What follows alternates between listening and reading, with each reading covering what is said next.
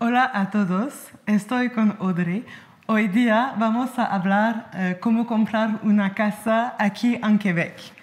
Sí, puedo hacerlo, pero no me voy a hablar español contigo. Non, c'est une joke, on va vous le faire en français. Oh là là là là! On peut le faire, mais il n'y a personne qui va comprendre.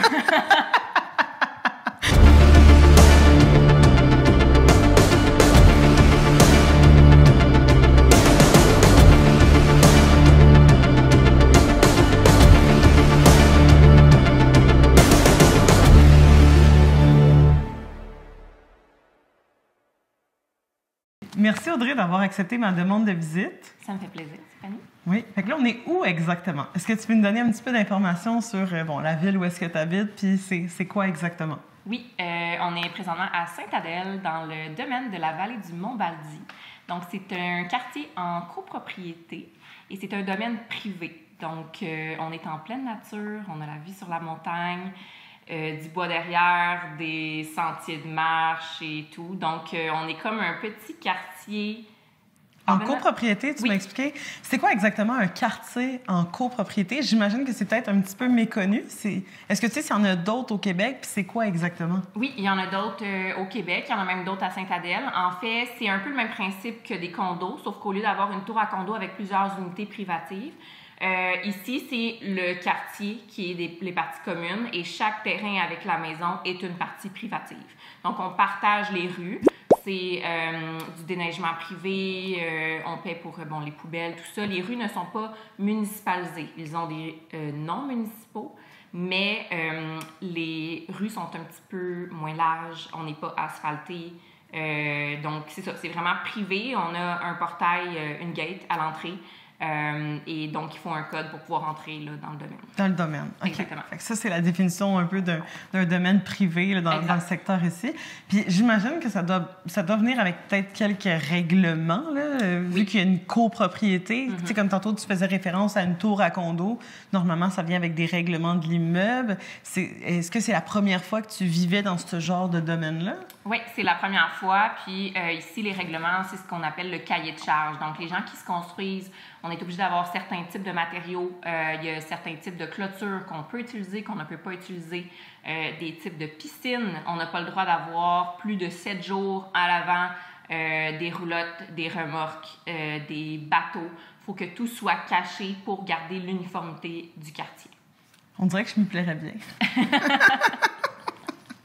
Bon, fait que là, c'est sûr que j'ai des petites questions pour Audrey. Premièrement, c'était-tu ton premier achat ou tu étais déjà propriétaire? Parle-nous un petit peu de ton processus. Comment tu as fait pour atterrir ici? C'est quoi ton parcours? Là, tu arrives de où exactement? Moi, je viens de la Mauricie, en campagne, à Louisville. OK. Je suis sur la Rive-Nord depuis 2015. Qu'est-ce qui t'a amené sur la Rive-Nord? Écoute, je suis allée étudier à l'Université Laval en langue. Je suis revenue chez mes parents. Je suis retournée à Montréal. Puis dans ce temps-là, mon ex-conjoint habitait sur la Rive-Nord. Donc, je suis déménagée sur la Rive-Nord. Et là, bref, séparation. Je suis restée sur la Rive-Nord. Je me suis lancée en immobilier sur la Rive-Nord aussi. Mon conjoint vient de Rosemère. Lui avait jamais été en campagne, si on peut dire ça comme ça. Et puis, on habitait dans un jumelé à Saint-Jérôme, très restreint. Okay. Et en 2021, j'ai eu mon fils. On habitait dans le jumelé avec mon fils et 2 chiens. Je dis pas que ça se fait pas, mais j'avais besoin d'espace. Tu avais besoin de plus d'espace. Là, comment tu as élaboré ton plan de match puis tu as déterminé Sainte-Adèle? Est-ce que tu regardais dans plusieurs endroits? Est-ce que c'était Sainte-Adèle spécifiquement qui t'intéressait? Comment ça s'est déroulé ton processus d'achat quand tu as choisi de venir t'établir ici? Moi et mon conjoint, on avait certains critères qui étaient complètement différents. Là, moi, je voulais que ce soit une maison un peu plus moderne. Je voulais une piscine creusée. C'était... Des non négociables. C'était non négociable. Il fallait un garage. Notre jumelé n'avait pas de garage. Mon conjoint, nos chiens, c'est des chiens de chasse. Donc, il fallait plus d'espace, de la nature, une place où est-ce qu'on peut respirer. C'était pas Sainte-Adèle obligatoirement. À la base, on cherchait un terrain pour se construire. Et Dieu sait que pendant la pandémie, c'était l'enfer en trouver un. Et puis, on est tombé sur cette maison-ci. On cherchait Saint-Sauveur, Sainte-Adèle, Moronites, Prévost, Sainte-Anne-des-Lacs. OK, fait que c'était sûr pour vous que vous en veniez dans le nord. Oui, là, mais moi, je ne dépassais pas Sainte-Adèle. C'était OK. entre Prévost, Sainte-Adèle. On pouvait s'en aller sur les côtés un peu de la 15, mais moi, je ne l'ai pas allé plus haut que Sainte-Adèle. OK, parfait. Puis là, cette maison-là est apparue dans votre portail. Oui. Vous l'avez reçue dans votre courriel. Oui. Puis là, qu'est-ce que vous avez fait? Ben là, on a fait une demande de visite. Et puis, en fait, il y avait 2 propriétés qui étaient en vente en même temps. Celle-ci et sur l'autre rue, sur le chemin de la Sablière, c'était 2 frères. Les 2 s'étaient autoconstruits avec le même plan de maison, mais c'était 2 maisons complètement différentes. Donc, on a visité les 2. Oui. Et puis, je t'avoue qu'à la base, on voulait l'autre. Sauf que, bon, 2021, offre multiple, blablabla. Tout le monde qui a visité est allé vers l'autre maison plutôt que celle-ci. On a fait beaucoup de changements dans la maison. Donc, nous, on a vu le potentiel. Puis là, pendant que tout le monde était en train de se battre de l'autre côté, on s'est dit, ben, OK, on va lui donner son prix. Oui. On va lui donner le plein prix. Je comprends. Ça a été accepté. Fait que lui, le même soir que son frère recevait les offres multiples, lui, il n'avait pas d'offre. Fait qu'on lui a fait l'offre au plein prix, puis on était les seuls, donc il a accepté le plein prix. Fait que dans le fond, tu n'as pas eu à vivre la surenchère en tant que telle. Bien, on a failli parce qu'à la base, on voulait Ouais. s'en aller vers l'autre, mais là, on voyait que les offres montaient, pas les prix, mais je veux dire le nombre d'offres Ouais. montait. Bon, évidemment, le prix a monté, là, on a su combien ça s'est vendu après. Puis pour le prix qu'on a payé ici, ce qu'on a investi, C'était plus avantageux. Ouais. Je comprends. OK. Puis est-ce que tu as le goût de nous parler un peu des investissements? Qu'est-ce que tu as fait quand tu es rentré ici? On a fait beaucoup de choses. Bien, beaucoup. Il n'y a pas de C'est maison relatif. parfaite. Non, il n'y a Ça, pas de faut maison dire. parfaite. Ouais. C'est une très belle construction. C'est une construction 2018. On aurait très bien pu entrer et y vivre. Mais il y avait beaucoup de choses que moi, je voulais changer. OK. Si les propriétaires entendent, écoutent cette vidéo-là, ça n'invalide pas leur goût. C'est vraiment juste C'est une des question choix personnels. Exactement. Ben oui. Un des points qui a été un irritant, je pense, pour tous les acheteurs, c'est que c'est une maison 2018. On a du bois franc, du merisier. Le plancher, c'était comme une patinoire. OK. Donc, c'était graffiné de chez Graffinier, là. On a fait sabler tous les planchers de la maison. On a fait revernir.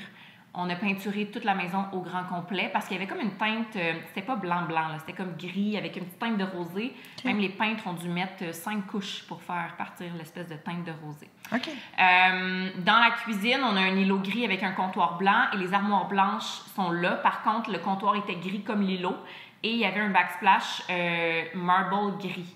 Ça faisait trop gris, là. C'est trop gris pour moi. Ensuite de ça, où est-ce qu'on se trouve devant l'escalier, le mur de latte qu'on peut voir, c'était un mur de J-Proc. OK. C'était fermé. OK. Donc, nous, on a fait changer ça.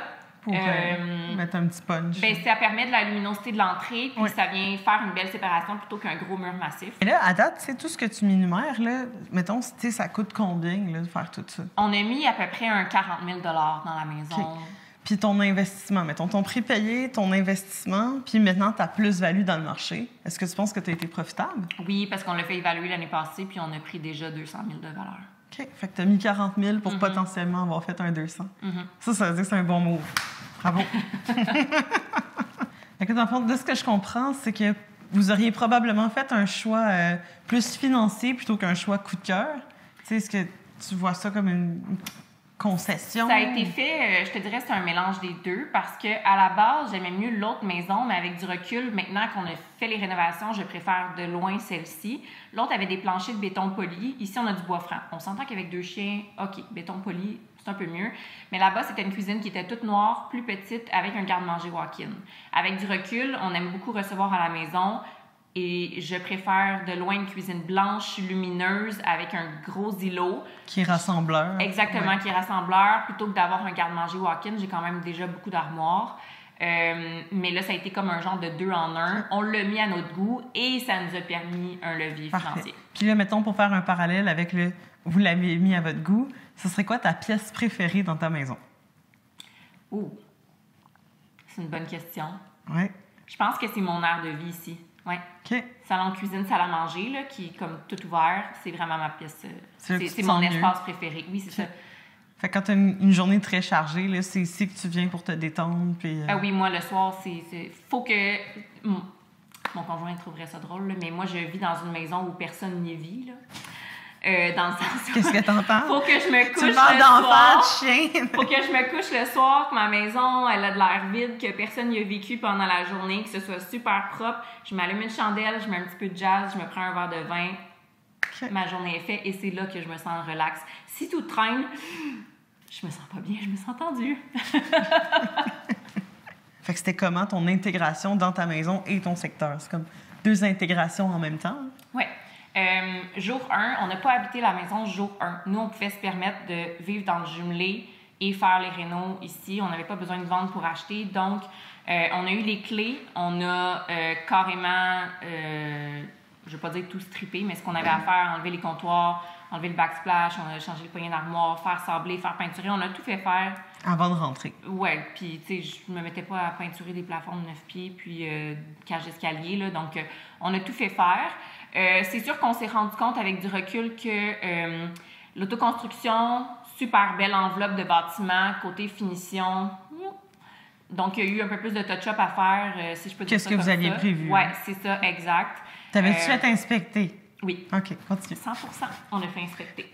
Et puis, bon, la vie, une fois qu'on est déménagé, on a eu les clés en janvier, on est déménagé en mars. Après avoir fait les travaux. Et puis, bon, premièrement, on s'est rendu compte que dans le nord, il y a vraiment plus de neige qu'en bas. Une belle constatation. Exactement, il y en a de la neige. Mais je me rappelle le premier été qu'on a eu, je suis sortie dehors, sortir les poubelles, et j'ai dit à mon chum, je me sens comme en camping. Non, mais parce que ici, dans le fond, il n'y a personne qui circule, sauf les habitants. On entend les oiseaux, on entend la nature. On a la rivière du Nord qui passe derrière. Donc, quand c'est silence, on entend le bruit de la rivière. Donc, je sortais les poubelles. C'était le gros soleil, la vue sur la montagne. J'entends les oiseaux, puis je suis comme, mon Dieu, on dirait que je sors de ma tente, tu sais, en camping, là. Mais écoute, vraiment... c'est sûr que ça devait être différent que ta vie à Saint-Jérôme. Oui, exactement, exactement. Okay. Mais, on a eu une petite surprise avec la nature. OK. Premier été, fin mai, début juin, on a un étang derrière. Le saviez-vous quand vous avez acheté? Oui, on savait qu'il y avait un étang. OK. Mais on savait pas la surprise qui nous attendait. Je t'avoue qu'on a eu... On a pogné 2 minutes, je peux dire ça comme ça. J'ai comme hâte que tu me dis c'était quoi? Saison d'accouplement des grenouilles. OK. Ça fait du bruit, OK? Mais du bruit au point où est-ce que ça dure un genre de 2-3 semaines. On ne peut pas sortir dehors le soir pour souper. C'est vrai? On ne s'entend pas parler. Et c'est pas des jokes. On se regardait et on se disait... Qu'est-ce que c'est on est que 2 ça? courtiers, on se disait, OK, ben là, c'est un vice de consentement. Il y a quelque chose qui n'est pas déclaré. Tu sais, la clause dans la DV qui peut influencer la valeur, il a oublié de nous dire ça, là. C'était incroyable. On est allé voir nos voisins et on était comme, est-ce que c'est comme ça tout l'été? Parce que sinon, on met la pancarte à vendre. Oui. Je te jure, Steph, en dedans, c'est bien insonorisé. Tu ouvres la porte patio, tu t'entends plus dehors. Mais ça dure 2-3 semaines. Il faudrait quasiment qu'on revienne filmer à cette période-là pour montrer aux gens. Ben, mes amis rien ne comprenaient pas. Je leur envoyais des vidéos. Là. C'est pas des jokes. Là. On ne soupe pas dehors. Il t'en reste-tu? Oui, j'en ai des vidéos. Tu montres ça. Ça fait vraiment beaucoup, beaucoup de bruit. Là. C'est... Un vacarme. Oui. Mais là, on le sait, là, pendant cette saison-là, quand le printemps arrive. OK, fait que ça dure juste quelques semaines, heureusement. Semaines à peu près, okay. Mais ouais, c'est comme la saison des accouplements. Ça fait du bruit très, très fort. Fait que là, tu manges en avant, tu sais. Oui, on peut dire ça de même. Est-ce que ça vient avec des défis de vivre en copropriété? Est-ce que tu as une belle harmonie avec tes voisins? On a vraiment une super belle harmonie. Honnêtement, des fois, on a besoin de quelque chose, on va cogner chez le voisin, tout le monde se parle. Vous vous entraînez? Oui, moi, je m'occupe du comité social, on va dire ça comme ça, parce qu'on a un groupe Facebook pour toute la copropriété. La Ville de Sainte-Adèle a un programme de fête de quartier. Okay. Donc, à chaque année, on peut recueillir des signatures. On amène ça à la Ville de Sainte-Adèle. Ils nous donnent un budget de quelques centaines de dollars pour acheter de la nourriture, pour faire une fête de quartier. On a, ils ont un genre de trailer avec des jeux format géant, des chapiteaux, il y a de la musique, il y a même un animateur, là, quelqu'un des loisirs. Là, Sainte-Adèle, mettons, c'est grand. Vous êtes dans un domaine privé. J'imagine que vous ne pouvez pas faire cette fête-là dans votre domaine privé parce que les gens de l'extérieur ne peuvent pas venir à cause de la gate, comme tu disais.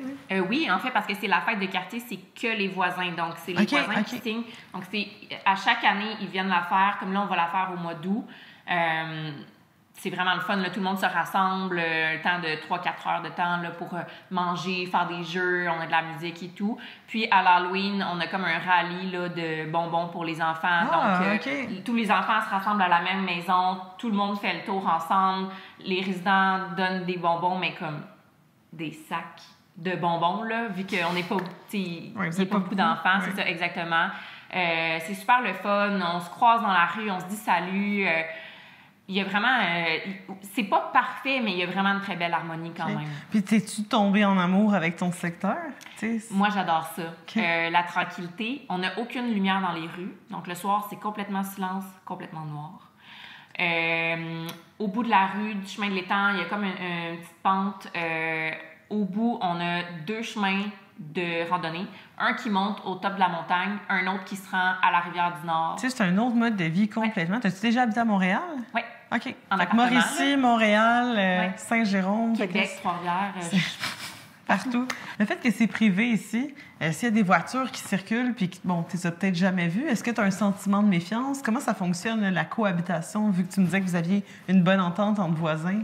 Il n'y a pas vraiment de méfiance. Je t'explique, c'est que le portail à l'entrée, il y a un code pour entrer. Donc, ceux qui ont les codes, c'est ambulanciers, policiers, livreurs Amazon et tout. Sinon, ce sont les habitants. S'il y a des gens qui entrent et qui ne sont pas copropriétaires ici, ce sont souvent des amis ou des connaissances, des gens qui habitent ici. On se connaît pas mal tous, donc si on ne connaît pas une voiture, on se dit que ça appartient sûrement à un ami ou une connaissance d'un voisin. Par contre, quand on fait des grandes fêtes, ici, c'est une vallée et c'est très éco.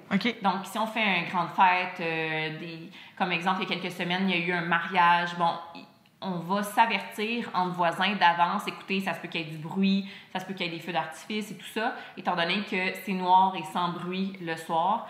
On prend le temps de... Puis, y a-t-il une bonne tolérance entre voisins? Oui. Honnêtement, on n'est vraiment pas tous des gens de party. Là. S'il y avait quelqu'un qui faisait des parties chaque soir, OK, mais sinon, vraiment pas. Puis, c'est déjà arrivé d'avoir quelqu'un qui s'est fait voler une fois. Écoute, situation, il a traversé la montagne. Là. Grosse affaire, mais... Quelqu'un de motivé. Quelqu'un de motivé, mais le voisin d'en face savait que c'était pas le propriétaire, donc il a appelé le propriétaire tout de suite, puis ça s'est réglé vraiment rapidement. Là. On peut dire qu'on se fait une petite surveillance de quartier. Là. Si on voit quelque chose d'anormal, on connaît pas mal la routine de tous et chacun. Je sais pas si c'est un avantage pour toi, mais là, en habitant justement à Sainte-Adèle, j'imagine qu'il y a de la faune ici. C'est quoi les types d'animaux qu'on peut retrouver? Il y en a quand même beaucoup. Donc là, quand tu es arrivé, je t'ai dit de faire attention parce que j'ai une couleuvre qui vit dans mes plates-bandes. Oui. J'ai aussi 2 marmottes qui ont élu domicile sous mon balcon. Tu les laisses là?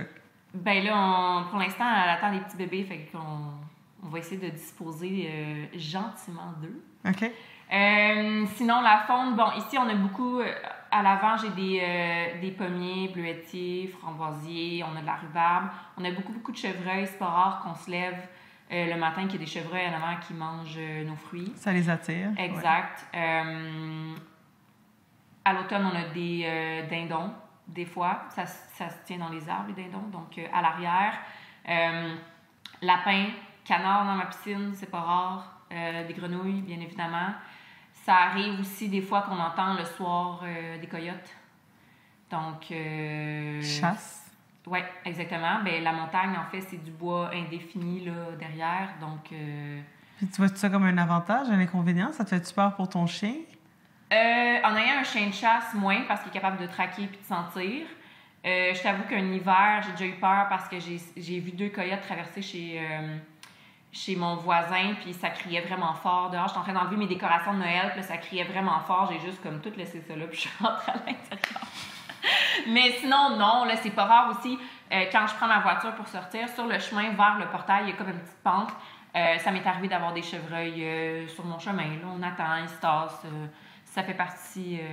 de votre quotidien. Exactement. OK. Fait que tu vois ça comme une valeur ajoutée. Mais on vit en nature. Hein? Ouais. C'est nous qui se sont construits, qui nous sommes construits dans leur habitat. Donc, il faut apprendre à vivre avec. Fait que là, on comprend que tu aimes ça habiter à Sainte-Adèle. Qu'est-ce qui rend Sainte-Adèle séduisant autre que toi? Beaucoup de choses, honnêtement. Beaucoup de petits restos en gastronomie. On a juste ici le petit train du Nord qui traverse un bon bout des Laurentides. On a le Lac-Ron. Le Lac-Ron, on peut aller s'y baigner à la plage. On fait du paddleboard au Lac-Ron. On peut faire de la nage, on peut faire du kayak, plein de choses. On a les pistes de ski de Saint-Sauveur qui sont littéralement à 10 minutes d'ici. Tremblant, un genre de 30 minutes à peu près. Il y a le parc du Mont-Loup-Garou, il y a le parc de la rivière Doncaster. Il y a vraiment beaucoup d'endroits pour le plein air. En fait, la randonnée, j'imagine? Oui, exactement. Okay. Les gens qui habitent dans le Nord, c'est le plein air. OK, parfait. Puis je connais pas beaucoup le Nord, mais je pense qu'il y a aussi à Piémont là, un centre qu'on peut aller. Oui, il y a le Strom Spa. OK. Et aussi à Sainte-Adèle, si je peux souligner, on a maintenant un très grand centre sportif. Donc, d'un côté, on a une piscine. De l'autre côté, on a une patinoire. Il y a des cours qui se donnent là-bas. Donc, c'est vraiment immense, là. Patinoire avec même une petite rivière pour les enfants. Peu importe la saison, que ce soit l'hiver, que ce soit l'automne, l'été, printemps, il y a toujours quelque chose à faire. Là, si tu n'habitais pas à Sainte-Adèle, tu habiterais où? Au Mexique. Au Mexique. Rien de moins. Rien de moins. Non, pour vrai, j'adore le Mexique. Là, je rêve d'y habiter. Mais probablement Saint-Sauveur, je crois. Qui est juste à côté, dans le fond. qui est juste à côté. Il y a vraiment des fait que ce serait le même style de vie, en fait. Mm-hmm. OK, je comprends. Ouais. Okay. Mais il faudrait que j'aie une maison coup de cœur, là, parce que là, j'habite juste à 10 minutes de Saint-Sauveur, donc changer pour changer. Ça vaudrait pas vraiment la peine. C'est ça, exact. Ouais. Est-ce que c'est l'heure de la visite? Pourquoi Moi, pas? j'ai quand même hâte de voir ta maison. Fait que montre-nous tes rénovations puis ta belle demeure. Allons-y.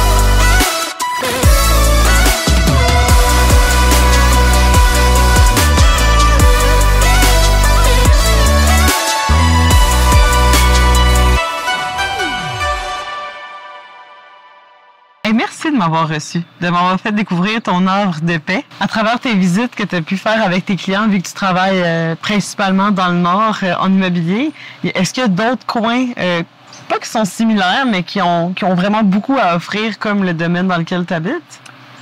Oui, il y a certains quartiers en copropriété, mais je pense que chaque municipalité a ses propres attraits dans le Nord, que ce soit plus en forêt ou même des magnifiques bords de l'eau. Je pense que chaque acheteur peut vraiment trouver chaussure à son pied, si on peut dire ça comme ça.